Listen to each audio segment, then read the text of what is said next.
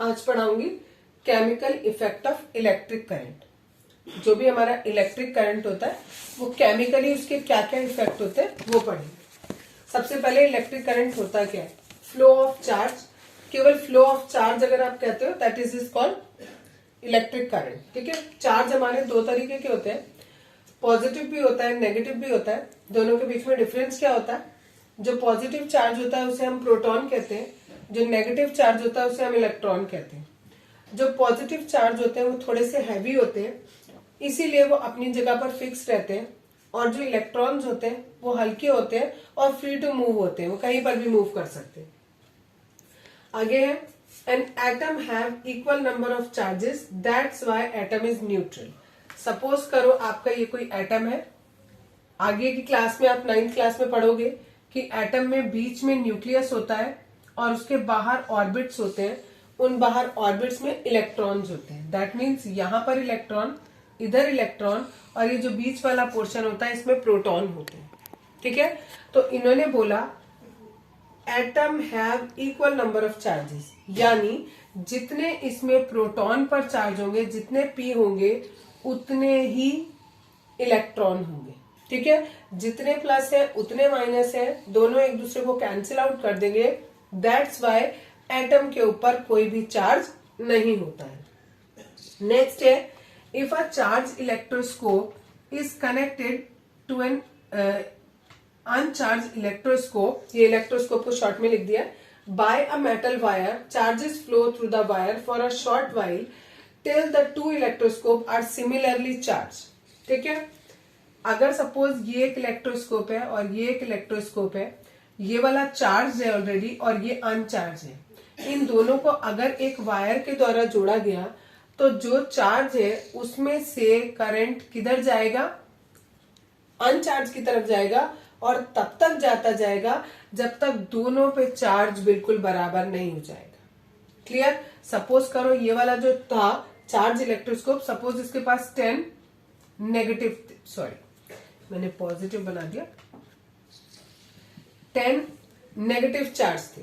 ठीक है, जैसे ही हम इसको इससे टच करेंगे तो इसमें क्या होगा? इलेक्ट्रॉन्स फ्लो करेंगे, इधर भी 5 रह जाएंगे और इधर भी 5 रह जाएंगे। जब दोनों पे 5-5 हो जाएंगे तब फ्लो ऑफ इलेक्ट्रॉन रुक जाएगा। ठीक, नेक्स्ट है topic that is movement of electron constitute N electric current. अभी मैंने आपको बताया था कि इलेक्ट्रॉन्स जो है वो फ्री होते हैं मूव होने के लिए, और प्रोटॉन जो है वो मूव नहीं करते। तो इसीलिए जो हम इलेक्ट्रिक करंट कहते हैं जनरली वो फ्लो ऑफ इलेक्ट्रॉन होता है। ठीक, वही चीज यहाँ पे लिखी है, movement of electron constitutes N electric current. मतलब अगर कहीं इलेक्ट्रॉन फ्लो कर रहे हैं तो दैट मीन्स वहां पर करंट फ्लो कर रहा है। ठीक, नेक्स्ट है things necessary to make an electric current flow continuously. अगर आप चाहते हो कि इलेक्ट्रिक करंट कंटिन्यूअसली फ्लो होता रहे तो उसके लिए कौन सी दो चीजें जरूरी हैं? पहला है सर्किट होना चाहिए। सर्किट मीन्स आपके पास एक बंद ऐसा सर्किट होना चाहिए, इस सर्किट में एक आपका इलेक्ट्रिकल डिवाइस होना चाहिए जिसको आपको चलाना है। ऑब्वियसली इसमें एक स्विच होना चाहिए जिससे आप अगर क्या चाहो कि अगर इस फ्लो को बंद करना चाहो तो बंद कर दो, खोलना चाहो तो खोल दो। अगर सपोज ये इस तरीके का है, ठीक है, मैंने स्विच लगाया, अगर ये मैं इसे कनेक्ट कर दूंगी तो सर्किट पूरा हो गया, तो इसमें करंट फ्लो करेगा। अगर ये मैं ऐसे दूर को ऊपर को कर दूं तो ये सर्किट हमारा ब्रेक हो गया, तो करंट फ्लो नहीं करेगा। तो पहली चीज जो सर्किट बोला दैट इज सर्किट, वो रास्ता जिसके थ्रू करंट फ्लो करता है उसे हम क्या बोलते हैं? सर्किट बोलते हैं। तो हमें सर्किट चाहिए, उस सर्किट के अंदर हमें एक इलेक्ट्रॉनिक इक्विपमेंट चाहिए, प्लस एक बैटरी, वो सही है, इस स्विच चाहिए जिससे हम इसको कंट्रोल कर सकें। ठीक है, दूसरी नेसेसरी चीज है इलेक्ट्रोमोटिव फोर्स। ये जो इलेक्ट्रॉन, अभी बताया कि इलेक्ट्रिक करंट फ्लो होते हैं, इलेक्ट्रिक करंट फ्लो होते हैं कब? जब इलेक्ट्रॉन फ्लो होते हैं। इलेक्ट्रॉन अपने आप कैसे फ्लो करने लगेंगे? उन्हें कोई फोर्स खींचेगा तब वो फ्लो करने लगेंगे, वो फोर्स कहलाता है इलेक्ट्रोमोटिव फोर्स। वो फोर्स कहां से मिलता है इलेक्ट्रॉन को? जब हम इसमें क्या लगा देते हैं? एक सेल, या सिंपल बात में आप जो बोलते हो बैटरी। ये आपने सेल या आपने एक बैटरी लगा दी इसमें, अगर आप बैटरी लगा देंगे तो इसको फोर्स मिलेगा, इलेक्ट्रोमोटिव फोर्स, और इलेक्ट्रॉन मूव करना शुरू हो जाएंगे। तो यानी अगर हमें इलेक्ट्रिक करंट फ्लो करना है तो हमें दो चीजें बहुत ज्यादा जरूरी है, एक सर्किट और दूसरा इलेक्ट्रोमोटिव फोर्स। नेक्स्ट है डायरेक्शन ऑफ इलेक्ट्रिक करंट। जो इलेक्ट्रिक करंट है वो किस डायरेक्शन में फ्लो करता है। ऑब्वियसली अभी बताया था, यहां पर बताया था दो इलेक्ट्रोस्कोप है, ठीक, ये वाला चार्ज है, ये वाला अनचार्ज है, ठीक है। तो चार्ज वाले से अनचार्ज की तरफ गया, लेकिन सपोज करो अगर दोनों चार्ज है, ठीक है, अगर दोनों चार्ज है तो क्या होगा, जिसके पास ज्यादा करंट होगा वहां से कम करंट की तरफ फ्लो होगा, ठीक है। तो वही लिखा है, electrons flow from a body that has an axis of electron, ठीक है। जिस बॉडी पर इलेक्ट्रॉन की संख्या ज्यादा होगी, प्रोटॉन मूव करते नहीं, मैंने बताया प्रोटॉन यहाँ अपनी जगह पे रहेंगे, केवल कौन मूव कर रहा है, इलेक्ट्रॉन मूव कर रहा है। तो जिस बॉडी पर इलेक्ट्रॉन की संख्या ज्यादा होगी वहां से जिस बॉडी पर इलेक्ट्रॉन की संख्या कम होगी उस तरफ की तरफ मूव करेंगे, ठीक है। दूसरी भाषा में उसी को लिखा, that is from a negative charge body to a positive charge body. अगर इस वाली बॉडी पर नेगेटिव चार्ज ज्यादा है, ठीक है, सपोज करो ये एक बॉडी है, इस पे 5 प्लस है और 7 माइनस है, 7 माइनस है, तो क्या होगा, 5 प्लस से 5 माइनस तो न्यूट्रल हो गए, इसके पास 2 नेगेटिव चार्ज एक्स्ट्रा बच गए, तो इस बॉडी पे नेगेटिव चार्ज आ जाएंगे 2, ठीक है। तो ये नेगेटिवली चार्ज बॉडी हो गई, और ऐसे ही दूसरी कोई होगी उस पर पॉजिटिवली चार्ज बॉडी होगी, तो इस बॉडी से पॉजिटिव वाले की तरफ हमेशा मूव करेंगे। क्लियर इतना? आज बताऊंगी कंडक्शन थ्रू लिक्विड्स, ठीक है। सबसे पहले उसमें पॉइंट है कंडक्टर्स। कंडक्टर्स वो होते हैं जो अपने में से करंट को पास होने देते हैं, हम बहुत पहले से पढ़ते आ रहे हैं। तो certain substances allow electric current to flow through them, such as iron, brass, aluminium etcetera. और भी बहुत सारे ऐसे एलिमेंट्स होते हैं या मेटल्स होते हैं जो अपने में से इलेक्ट्रिसिटी को पास होने देते हैं, उन्हें हम कंडक्टर्स कहते हैं। इंसुलेटर्स किसे कहते हैं, वो सब्सटेंस जो इलेक्ट्रिसिटी को पास नहीं होने देते उन्हें हम इंसुलेटर कहते हैं, जैसे आपका प्लास्टिक हो गया, रबड़ हो गया एक्सेट्रा, ठीक। बात हो गई, ये तो हो गए हमारे सॉलिड, ठीक। अब मैं आपको बात बता रही हूँ लिक्विड्स की, कौन से ऐसे लिक्विड हैं जिसमें इलेक्ट्रिसिटी कंडक्ट हो रही है। जैसे distil water is a poor conductor of electricity. अगर डिस्टिल वाटर होगा, डिस्टिल वाटर में इलेक्ट्रिसिटी कंडक्ट नहीं होती है, अगर होती भी है तो ना के बराबर होती है, बहुत हल्की सी, ठीक है। वैसे जनरली मानेंगे ये कि नहीं होती है। क्यों नहीं होती है, क्योंकि डिस्टिल वाटर के अंदर खाली प्योर वाटर होता है, हाइड्रोजन और ऑक्सीजन का कॉम्बिनेशन होता है, उसमें कोई एक्स्ट्रा सॉल्ट या इम्प्योरिटीज नहीं होती, इसलिए जो डिस्टिल वाटर होता है वो पुअर कंडक्टर होता है। But when salt is dissolved in it becomes a good conductor। इसीलिए जब हम उसके अंदर ये सॉल्ट मिला देते हैं, ठीक है, डिस्टिल वाटर लिया उसके अंदर आपने नमक मिला दिया तो वो क्या बन गया, गुड कंडक्टर बन गया। क्यों बन गया, क्योंकि ये जो सॉल्ट है जैसे ही आप इसे पानी में मिलाओगे और उस पानी में करंट पास करोगे तो ये जो नमक है ये आयन में कन्वर्ट हो जाएगा, माइनस और प्लस चार्जेस आ जाएंगे और इलेक्ट्रिसिटी कंडक्ट होने लगेगी, ठीक। सिमिलरली जो टैप वाटर है वो इलेक्ट्रिसिटी कंडक्ट करता है, दैट मीन्स कि वो इम्प्योर है, वो प्योर नहीं है। अगर प्योर होगा वाटर, खाली हाइड्रोजन और ऑक्सीजन होगी उसमें, तो उसमें इलेक्ट्रिसिटी कंडक्ट नहीं होगी। इलेक्ट्रिसिटी कब कंडक्ट होती है, जब उसके अंदर कोई ना कोई सॉल्ट हो तब होती है। इसीलिए बोला tap water conduct electricity, that's why it is not pure water and has some salt dissolve in it. इसका मतलब उसके अंदर कोई ना कोई नमक मिले हुए हैं। नेक्स्ट है lime water also conduct electricity. Lime water में लाइम मिला हुआ है, ठीक है, वाटर तो वाटर है, प्लस उसमें हमने क्या मिला दिया, लाइम मिला दिया, ठीक, तो इसीलिए उसमें इलेक्ट्रिसिटी कंडक्ट हो रही है। Most liquids that conduct electricity are solutions of acids, base and salt, ठीक है। अधिकतर जितने भी लिक्विड में इलेक्ट्रिसिटी कंडक्ट होती है या तो वो सॉल्यूशन होते हैं एसिड के या बेस के या फिर सॉल्ट के। इसका मतलब एसिड के सॉल्यूशन का मतलब है कि आपने एक जगह पानी लिया और उसमें एसिड मिला हुआ है, ठीक, या फिर उसमें बेस मिला हुआ है तो वो बेस का सॉल्यूशन हो गया, और या फिर उसमें सॉल्ट मिला हुआ है पानी में, उनको हमने क्या कहा, solution of acid, base and salt. अगर उसमें से एसिड, बेस या सॉल्ट, उनमें से तीनों में से कोई भी चीज होगी तो उसमें इलेक्ट्रिसिटी कंडक्ट हो जाएगी, अदरवाइज इलेक्ट्रिसिटी कंडक्ट नहीं होगी। आज टॉपिक बताऊंगी इलेक्ट्रोलिसिस। इलेक्ट्रोलिसिस होता क्या है? The process of breaking up of electrolyte chemically on passing in electric current through it. अभी कुछ भी समझ नहीं आया होगा तुम्हें, ठीक है। अभी ये पूरा मेथड पढ़ते हैं, उसके बाद लास्ट में वापस हम इलेक्ट्रोलिसिस की डेफिनेशन पढ़ेंगे तो बहुत अच्छे से क्लियर होगा व्हाट इज इलेक्ट्रोलिसिस। क्योंकि अभी आपको इलेक्ट्रोलाइट का मतलब भी नहीं पता और ये भी नहीं पता कि ब्रेकिंग अप ऑफ इलेक्ट्रोलाइट का क्या मीनिंग है। यहाँ पर आपको एक एक्टिविटी दिखाई गई है। इस एक्टिविटी में दो हमने नेल लिए, नेल मतलब कील, ठीक है। दो कील लिए, उनको साफ किया पहले। आप जो सैंड पेपर आता है उससे साफ कर लो। Wrap 1 or 2 round of copper wire around them and connect the other end to the 2 terminals of battery। आपने क्या किया? कॉपर का वायर लो, उस कॉपर के वायर को यहाँ पर 1 या 2 ऐसे राउंड लगाओ और उन वायर को बाद में बैटरी के 2 टर्मिनल से कनेक्ट कर दो। जैसे ही आप ये कनेक्ट करोगे सर्किट पूरा हो जाएगा। सर्किट पूरा होगा तो यहाँ पर करंट फ्लो करने लगेगा। सर्किट कैसे पूरा होगा और इलेक्ट्रिसिटी क्यों फ्लो होगी? अगर हम यहाँ पर ये जो सॉल्यूशन हमने लिया हुआ है, इसमें हमने खाली वाटर ले रखा है। अगर खाली पानी लेंगे तो कुछ नहीं होगा, करंट नहीं लगेगा, ठीक है। लेकिन हमने इसमें क्या किया, बहुत थोड़ा सा वेरी लिटिल क्वांटिटी में सॉल्ट डाला और यहाँ पर ये वेरी लिटिल बहुत ज्यादा जरूरी है लिखना।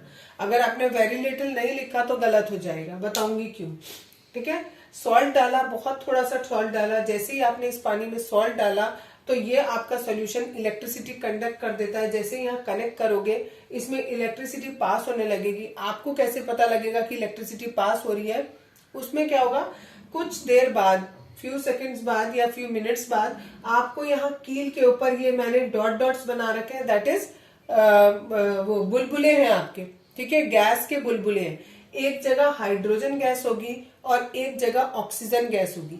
जैसे ही आपको ये बुलबुले दिखाई देने लगे तो आपको समझ आ जाएगा कि कुछ केमिकल रिएक्शन इसमें हो रहा है। इस एक्टिविटी से हमें यही पता लगता है कि जैसे ही हम किसी एक सॉल्यूशन में करंट पास करते हैं उसमें कुछ ना कुछ केमिकल चेंज होता है, ठीक है।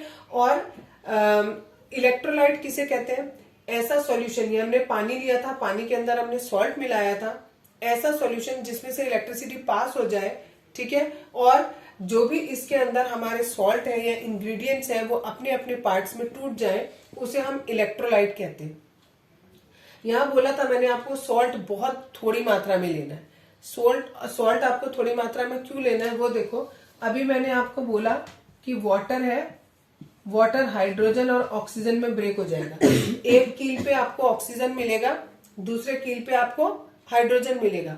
अगर आपने इसमें सॉल्ट ज्यादा डाल दिया तो क्लोरीन की मात्रा ज्यादा हो जाएगी और जब ये ब्रेक होगा तो आपको एक जगह हाइड्रोजन मिलेगा और दूसरी जगह क्लोरीन गैस मिल जाएगी, ठीक है। तो हमें क्लोरीन गैस नहीं चाहिए, हमें वाटर के जो कॉन्स्टिट्यूएंट्स होते हैं दैट इज हाइड्रोजन और ऑक्सीजन, उनको अलग अलग करना है। तो इसके लिए हमें ये काम नहीं करना है और हमें ये करना है, इसलिए हम बहुत थोड़ी मात्रा में सॉल्ट को मिलाएंगे। इलेक्ट्रोलाइट हमने किसे कहा? वो सब्सटेंस जो क्या करे, इलेक्ट्रिसिटी को कंडक्ट कर दे in liquid state. A substance which conduct electricity in liquid state and break up chemically on passing an electric current. ऐसा कोई भी सब्सटेंस जिसमें हमने क्या किया, पानी में उसका सॉल्यूशन बनाया, लिक्विड स्टेट में किया और जब हमने इसमें करंट पास किया तो जो इसके कॉन्स्टिट्यूएंट्स थे उसमें ब्रेक हो गया वो। जैसे कि वाटर है, वाटर किस में चेंज हुआ? यस, वाटर चेंज हुआ हमारा हाइड्रोजन में और ऑक्सीजन में, ठीक है। तो दैट मीन्स कि ये हमारा जो वाटर है विथ सॉल्ट, ये हमारा एक इलेक्ट्रोलाइट है, ठीक है। हाँ, अगर हमारा इलेक्ट्रोलाइट सपोज करो कॉपर सल्फेट होता, अगर हमने यहाँ पर सॉल्ट और वाटर की जगह पर कॉपर सल्फेट अगर हम लेते तो क्या होता है, जैसे ही इसमें करंट पास करेंगे ये अपने कॉन्स्टिट्यूएंट्स में टूट जाएगा, ठीक है। कॉपर पर 2+ और सल्फेट पर 2- होते हैं, ये अपने कॉन्स्टिट्यूएंट्स में टूट गया, ठीक है। यानी एक प्लस का मिला और एक माइनस का मिला। ये क्या मिले हमें? दोनों को, प्लस और माइनस दोनों को कहते हैं आयन। जो प्लस वाला होता है इसे हम नाम देते हैं कैट आयन और जो माइनस वाला होता है इसे हम नाम देते हैं एन आयन, ठीक है। एक मिनट रुकना। ठीक है, पॉजिटिव वाला कैटायन और नेगेटिव वाला एनायन। जब हमने कॉपर सल्फेट इलेक्ट्रोलाइट लिया, copper sulphate is an electrolyte, यानी इसमें हम करंट पास करेंगे तो ये अपने कॉन्स्टिट्यूएंट्स में, इसके कॉन्स्टिट्यूएंट कौन है, कॉपर है और सल्फेट है, उन आयंस में ब्रेक हो जाएगा। जो ये आयंस होते हैं ये इस सॉल्यूशन में कैसे फ्रीली मूव करते हैं इधर से उधर, लेकिन जैसे ही हम सर्किट पूरा कर देते हैं और करंट फ्लो होने लगता है तो जो पॉजिटिव वाले होते हैं, जो ये Cu+ है, ये किस तरफ जाएगा, नेगेटिव वाले इलेक्ट्रोड की तरफ जाएगा। ये जो दो हमने कील लगाई हैं, इन दो कील में से एक कील पॉजिटिव का काम करती है और दूसरी कील नेगेटिव का काम करेगी। ठीक है, तो अगर हमने इसमें कॉपर सल्फेट लिया होता, सपोज करो ये है बीकर, इसमें हमने कॉपर सल्फेट लिया है, ठीक है, इसमें हमने ये दो इलेक्ट्रोड्स डाले हुए, ये वाला पॉजिटिव है और ये वाला नेगेटिव है सपोज, तो क्या होगा, जब ये ब्रेक होगा तो ये जो Cu है ये इस जगह आकर चिपकेगा, सॉरी उल्टा कर दिया, Cu नेगेटिव पे चिपकेगा और जो सल्फेट है क्योंकि ये माइनस है तो ये प्लस पर आके चिपकेगा। क्लियर? ऐसे ही मैंने यहां किया था हाइड्रोजन और ऑक्सीजन।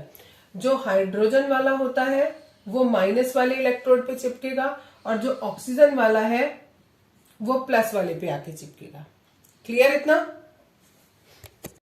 हाँ, अब लास्ट में देखो हमने क्या किया, ये वाटर था, water is an electrolyte, water में हमने करंट पास किया तो वाटर के जो कॉन्स्टिट्यूएंट्स है दैट इज हाइड्रोजन और ऑक्सीजन, वो उसमें ब्रेकअप हो गया।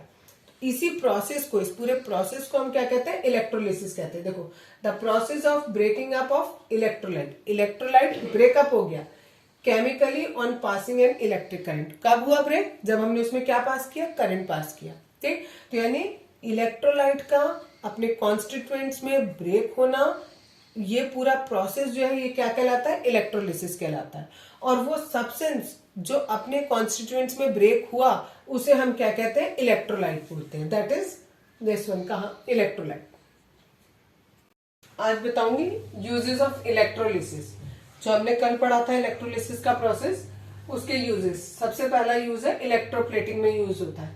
इलेक्ट्रोप्लेटिंग में क्या होता है, आप लोगों ने जनरली सुना होगा कि आपके पास जो ज्वेलरी होती है उस ज्वेलरी के ऊपर गोल्ड की कोटिंग होती है केवल, ठीक है, उसे हम कहते हैं इलेक्ट्रोप्लेटिंग।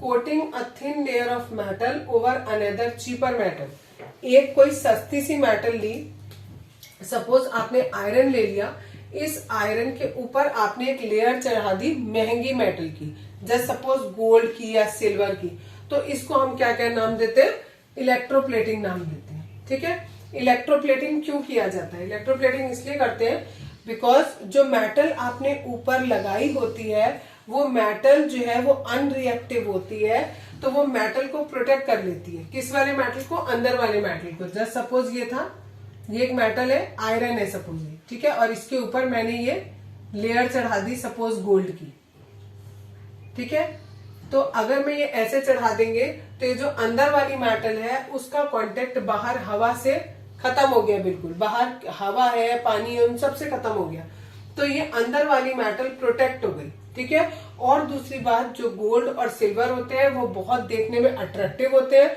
उनमें शाइन होती है, तो that's why they look attractive also. तो दो रीजन हो गए कि हम इलेक्ट्रोप्लेटिंग क्यों करते हैं। इसके इलेक्ट्रोप्लेटिंग के बहुत सारे एग्जाम्पल्स दिए हैं। पहला एग्जाम्पल है, chromium is a shiny metal that does not corrode and resist scratches. कह रहे क्रोमियम एक ऐसी मेटल होती है जिसमें बहुत ज्यादा शाइन होती है, खराब नहीं होता, कोरोड नहीं होता, दैट मीन्स जंक नहीं लगता उसपे, एंड रेजिस्ट स्क्रैचेस, और उसपे स्क्रैचेस भी नहीं लगते। इट इज डिपॉजिटेड ऑन, इसीलिए इसको हम डिपॉजिट करते हैं किसके ऊपर, टैप्स के ऊपर, बाइसिकल के हैंडल्स पर, बार्स मीन्स जो पिलर्स होते हैं उन पर आपने लगा दिया, तो इसी वजह से उनपे क्रोमियम मेटल लगा दी जाती है, बिकॉज उनमें जंक नहीं लगता है। ठीक है, और उसमें स्क्रैचेस नहीं आते हैं। दूसरा एग्जाम्पल है, गोल्ड और silver is electroplated on jewellery, jewellery पर आपने गोल्ड और सिल्वर की प्लेटिंग कर दी। तीसरा एग्जाम्पल है, फूड कैप्ड इन आयरन कैन्स गेट स्पॉइल्ड। अगर आप खाने को लोहे के डिब्बे में रख दोगे तो ऑब्वियसली उसमें लोहे में फटाफट जंग लग जाता है, तो खाना भी खराब हो जाएगा आपका। तो वो खाना खराब ना हो इसके लिए हम वो जो लोहे का कैन है उसके ऊपर टिन की प्लेटिंग कर देते हैं। ठीक है, नेक्स्ट है zinc. Zinc is electroplated on iron. Iron के ऊपर अभी मैंने आपको बताया गोल्ड लगाया, जनरली हम आयरन के ऊपर गोल्ड नहीं लगाते हैं, हम कॉपर होता है उसके ऊपर गोल्ड लगा देते हैं, ठीक है। जो जिंक होता है उसके ऊपर आयरन के ऊपर हमने जिंक की लेयर लगाई, used in making bridges and automobiles, ठीक है। ऑटोमोबाइल्स के जो पार्ट्स होते हैं या जो ब्रिज होता है उसमें जितना भी हमारा लोहे का या हार्ड मटेरियल का काम होता है, आयरन का जितना भी काम होता है, उसमें हम प्योर आयरन नहीं रखते, उसके ऊपर जिंक की लेयर वाला आयरन यूज करते हैं। बिकॉज हमें पता है कि आयरन में जिंक बहुत जल्दी लगता है, तो अगर हमने ब्रिज में आयरन यूज किया तो उसमें तो फटाफट जंग लग जाएगा, बारिश होगी, हवा चलेगी तो उसमें फटाफट जंग लग जाएगा और वो खराब हो जाएगा। तो वो खराब ना हो इसके लिए हम इस आयरन के ऊपर जिंक की लेयर चढ़ा देते हैं। ये एक इलेक्ट्रोप्लेटिंग का आपको एग्जाम्पल बताया, इलेक्ट्रोप्लेटिंग ऑफ कॉपर। क्या किया हमने इसके अंदर, यहाँ पर पूरे में सॉल्यूशन ले लिया। कौन सा सॉल्यूशन लिया, कॉपर सल्फेट का, मतलब पानी लिया, पानी के अंदर हमने कॉपर सल्फेट को डिसॉल्व कर दिया, ठीक। एक ये स्ट्रिप ली आपने, पतली सी पत्ती ली, ठीक है, और एक ये स्पून ले ली। ये किसी मेटल की स्पून है और ये हमारा कॉपर का है। अब यहाँ हमने बैटरी लगा दी, जैसे ही ये कनेक्ट होगा सारा तो क्या होगा, ये जो कॉपर सल्फेट पानी में घुला हुआ है ये दो पार्ट में ब्रेक हो जाएगा, Cu++ एंड SO4-, ठीक है। कॉपर के प्लस आयन हो जाएंगे और सल्फेट के माइनस आयन हो जाएंगे। अब ये जो यहाँ पर आपके कॉपर के प्लस हुए हैं ये क्या होंगे, ये सारे के सारे इसकी तरफ, ठीक है, इसकी ये एनोड है, एनोड की तरफ जाएंगे और जाकर इसके ऊपर चिपक जाएंगे, ठीक है। तो जितना यहाँ कॉपर है वो सारा का सारा कहाँ जाता जा रहा है, यहाँ पर जाता जा रहा है। अब यहाँ पर एक समय आएगा कॉपर खत्म हो जाएगा, तो ये जो हमने कॉपर की प्लेट लगाई हुई है इसमें से कॉपर इस सॉल्यूशन में घुलता रहेगा और यहाँ सॉल्यूशन में जो कॉपर है ये इसके ऊपर चिपकता रहेगा, धीरे धीरे करके चिपकेगा और पूरा का पूरा जब इस पे चिपक जाएगा तो दैट मीन्स इसके ऊपर कॉपर की प्लेटिंग हो गई। यही चीज मैंने आपको इसमें लिखी हुई है, देखो पहला point, when copper sulphate is dissolved in water, यानी जब उसे आपने पानी में मिलाया, it forms positive copper ion and negative sulphate ion. Next है when electric current is passed in solution, तो क्या क्या काम होंगे, copper ion move towards cathode, ये जहां से जो कॉपर के आयन है वो कैथोड की तरफ मूव करेंगे और उसके ऊपर जाकर डिपॉजिट हो जाएंगे। ये जो एनोड है इसमें क्या होगा, कॉपर के जो एटम है वो लूज होंगे और वो इस सॉल्यूशन के अंदर आ जाएंगे।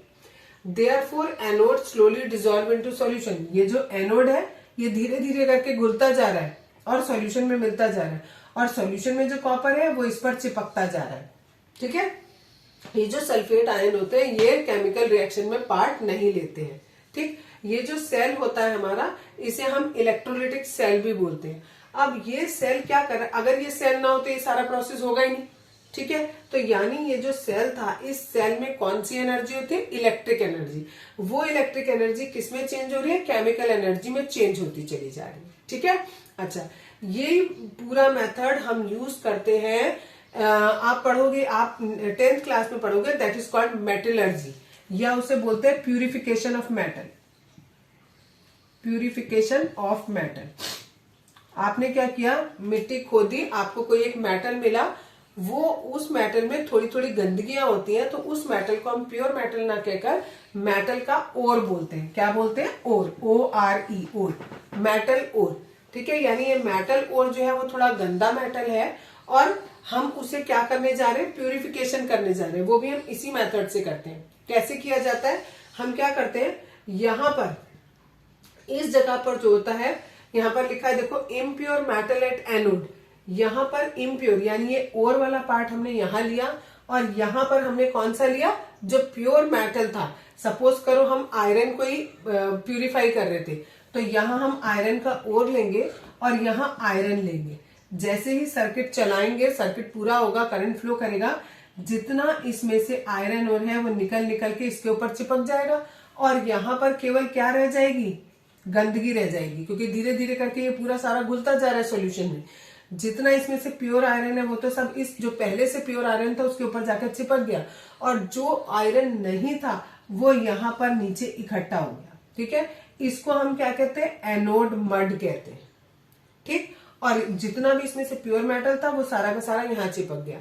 तो जिस तरीके से मैंने आपको आयरन को प्योर करके दिखाया, इस तरीके से आप किसी भी मेटल को प्योर कर सकते हो।